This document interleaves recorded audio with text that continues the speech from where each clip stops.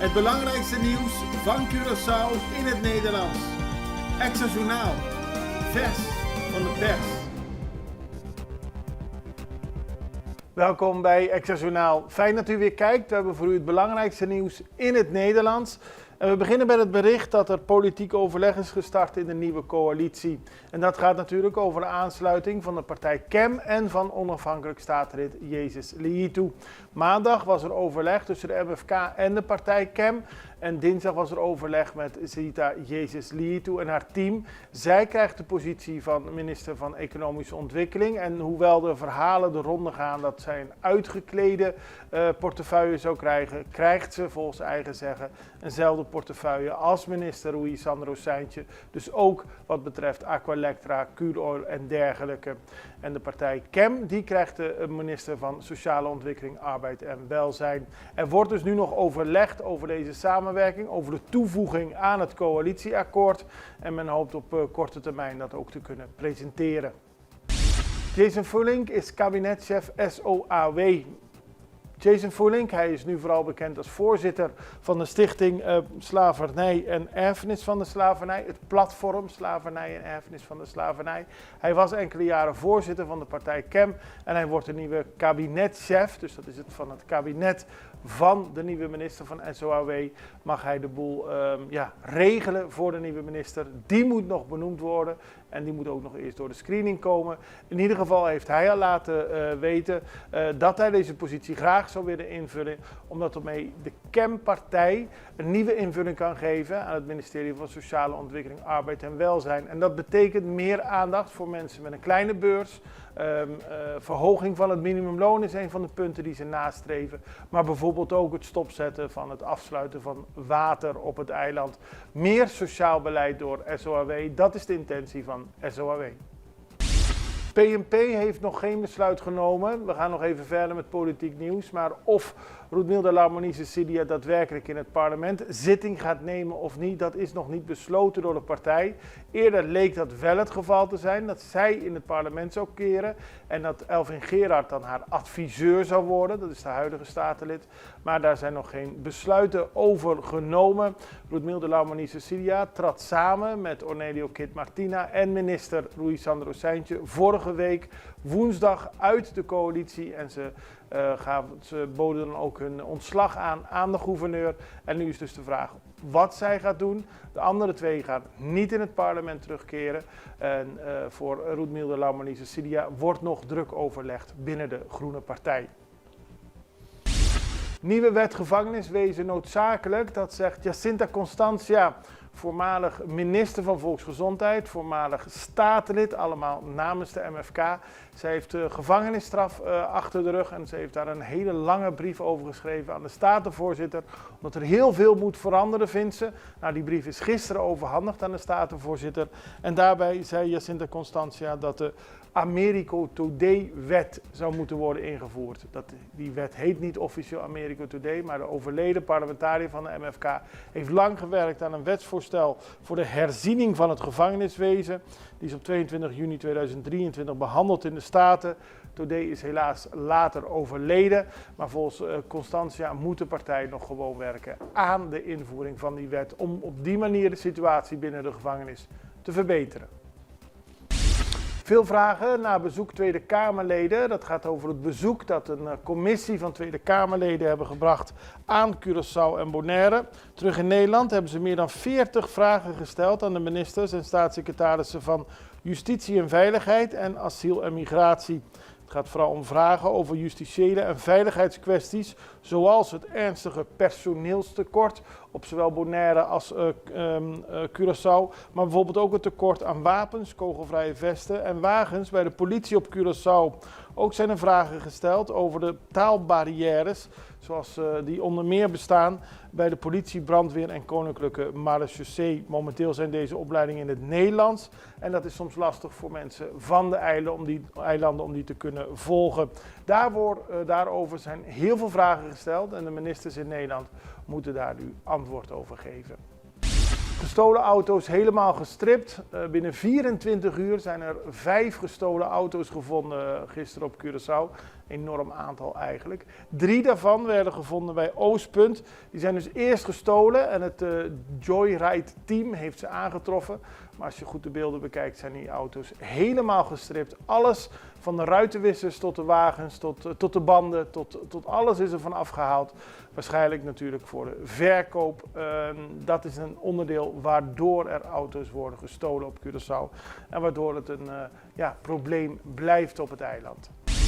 Hertelling Sint Maarten nog niet afgerond. Na de verkiezingen die op 19 augustus plaatsvonden, zijn er hertellingen begonnen. Die zijn deze week begonnen en die nemen veel meer tijd in beslag dan men aanvankelijk had gedacht. Er zijn bij verschillende districten volledige hertellingen geweest. En dat neemt heel veel tijd in beslag. En het is nog onduidelijk wanneer alle hertellingen afgerond zullen zijn. Daarnaast werd er speciaal gekeken naar de ongeldige stemmen.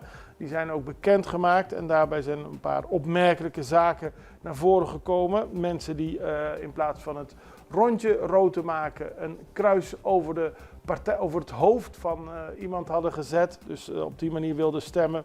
Soms hebben ze extra opmerkingen gemaakt. Eén iemand die zei van ik hou van jullie allemaal, dank je wel op het stembiljet. Een ander zei dat hij helemaal geen vertrouwen in politici had. Ook hebben mensen hun handtekening geplaatst of meerdere namen aangevinkt. Allemaal voorbeelden waardoor stemmen ongeldig zijn.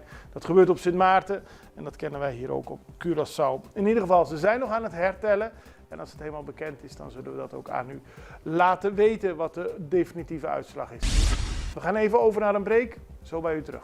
Extra in Nederland. Van Amsterdam tot Arnhem, van Groningen tot Maastricht. Extra is erbij. Volg Extra Digitaal en blijf op de hoogte van de belangrijkste ontwikkelingen in Nederland. Extra Digitaal is te zien op verschillende platforms en kanalen zoals WhatsApp, YouTube, Facebook, Instagram en ook TikTok.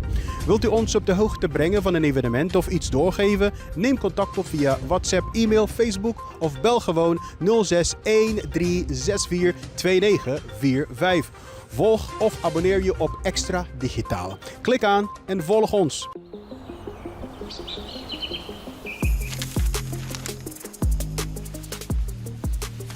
Welkom op Curaçao, een van de mooiste eilanden in de Caribiën, een ware parel. En het is een eiland waar je van heel veel zaken kunt genieten. Van de natuur, van de zee, van het eten, van de mensen en zoveel meer.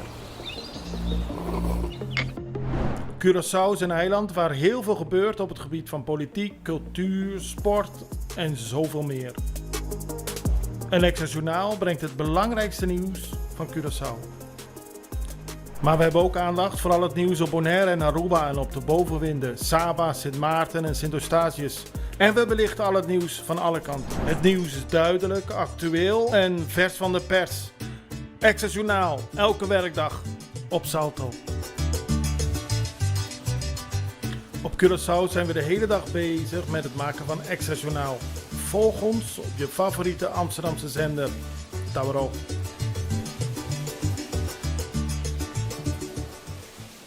We beginnen met de zorg van Aruba voor de studenten die volgend schooljaar naar Nederland gaan. Daar wordt nu al aandacht aan besteed in Aruba door de zogenaamde Studentenkamer, het project Studentenkamer. En daarbij wordt gekeken dat Arubaanse studenten die naar Nederland gaan voldoende woonruimte hebben. Om op die manier niet in een zwart gat te vallen, maar wel daadwerkelijk begeleiding te kunnen krijgen. Allemaal, net als op Curaçao, om ervoor te zorgen dat de studenten goed terecht kunnen komen in een nieuwe studie. Maar zoals gezegd wordt, is het in Nederland lastig om kamers te vinden. Zorgen om de oorlog in de Oekraïne en Israël leiden ertoe dat er minder kamers zijn voor Arubaanse studenten. Dat werd gezegd door de minister tijdens deze bijeenkomst, minister Andy Cruz. Er komen dus meer vluchtelingen en daardoor zijn er minder kamers voor Arubaanse studenten. En daarom wil men lang van tevoren al zorgen dat er daadwerkelijk kamers zijn voor die Arubaanse studenten. Vandaar dat men nu al in augustus is begonnen voor het volgend schooljaar in Nederland. Mensen kunnen zich aanmelden en er wordt hard aan gewerkt om te zorgen dat dit geen probleem gaat worden. Dan gaan we naar een video van Caribisch Netwerk. Die hebben aan mensen op straat gevraagd wat ze eigenlijk van de nieuwe munteenheid vinden. De nieuwe biljetten, de nieuwe munteenheid, de Caribische gulden. Het is opvallend om te zien dat niet iedereen staat te juichen over A, de invoering en B, de ontwerp van de nieuwe munteenheid. Kijk naar de volgende reportage. Het ontwerp van de nieuwe Caribische gulden is onthuld. Vanaf maart volgend jaar zullen de nieuwe bankbiljetten de Antilliaanse gulden vervangen. Maar wat vinden de mensen op Curaçao hier eigenlijk van? Het ontwerp heb ik gezien, ja. Wat vindt u daarvan? Weet je, ik heb me niet erin verdiept om echt een goede mening te hebben. Maar het laat me eigenlijk een beetje koud. Ik vind niet dat dat voor ons een prioriteit is op dit moment. Vindt u het goed dat er een nieuwe Caribische gulden komt in plaats van de Antilliaanse gulden? Ik kan nog niet zoveel daarover praten, want het kan wel vervelend zijn omdat we dan misschien de waarde maar hetzelfde blijft. U bent bang dat misschien de kosten omhoog gaan? Ja. Heeft u het ontwerp al gezien van de nieuwe Caribische gulden? Ja, op Facebook. Hè. Ja? Ja. Mag ik u vragen wat u ervan vond? Ze zijn mooi, hè. Ze zijn mooi. Ja? Ja. Wat vond je er heel mooi aan? En ze lijkt net als die euro. Het lijkt een beetje op de euro. Ja. Zijn mooi. Ja, vindt u hem Ja, mooi? absoluut. Zijn heel mooi. Ja? Vindt u het goed dat er een nieuwe gulden komt? In ieder geval het kleine geld weg. Toch? Ja, ik ben niet zo zeker van of het, het hangt er vanaf wat het doet, hè? De waarde daarvan. Want waar bent u bang voor? Dat die minder waard wordt. Dat het eigenlijk alles duurder gaat worden. Ja. Over de hele wereld is dollar. Dus waarom gaan we naar een munteenheid wat gedrukt wordt, wat heel veel geld kost en uiteindelijk met de tijd mee toch verwatert en verdwijnt. En je gaat mensen helpen om het witwassen van geld weer op de markt te brengen. Dus u bent geen voorstander? Nou ja, ik heb zoiets van, ja, waarom? Had je liever gezien dat er bijvoorbeeld de dollar werd ingevoerd? We zijn een eiland met toerisme. Daar gaat het om. Kijk, er moet toch iets komen. Nieuw of oud, er moet toch iets komen. Ja, want wat we nu hebben, is nu aan het verouderen. De papieren zijn vuil en dergelijke. Ja, er moet iets komen. En dan gaan we naar Cuba, want daar is sprake van een heel groot en heel vies probleem. Vuilnis overspoelt Havana doordat vuilniswagens onderdelen en brandstof missen. Het is een enorm probleem, vooral in Havana, maar ook op andere plaatsen. Het is in sommige delen van de stad bijna een vuilnisbelt geworden. De vuilniswagens zijn gekomen vanuit een schenking uit Japan, maar die begonnen vorig jaar kapot te gaan. En vanwege de Amerikaanse sancties kan Cuba niet de onderdelen verkrijgen die het nodig heeft om de vrachtwagenvloot te repareren. En daarbij komt nog dat het land een enorm brandstoftekort heeft. En dat leidt ertoe dat er sprake is van zeer onhygiënische omstandigheden op straat. Zoals AFP schrijft in een verhaal erover.